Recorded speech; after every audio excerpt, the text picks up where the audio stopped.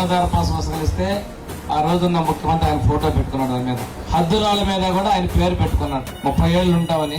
ఆ రోజు ఆ హద్దురాళ్ళకు కూడా మనం దాదాపుగా 600 కోట్ల రూపాయల డబ్బులు ప్రజాధనం దుర్వినియోగం చేశారు. మీకు ఎన్నికల మీద మాట ఇచ్చారు. ఇచ్చిన దాని ప్రకారం ల్యాండ్ టైటిలింగ్ యాక్ట్ ని రద్దు చేస్తా ఉన్నాం. ఆ చట్టాన్ని రద్దు చేయడం జరిగింది.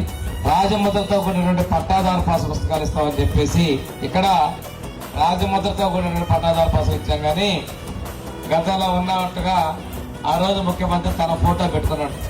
అలాంటి పని ఎక్కడా కూడా లేదు. ఇక్కడ క్యూఆర్ కోడ్ ఉంది. ఇది స్కాన్ చేస్తే మీ పొలం ఎంత ఉంది, మీ పేరు, పొలం ఎంత ఉంది, ఆ పొలం కూడా ఎక్కడుందో కూడా నాకు తెలియదు దాని. కానీ ఈ స్కాన్ చేసి ఫోన్లో పెట్టుకుంటే నేరుగా పోలీస్ చేలో తీసుకొని పెడతారు.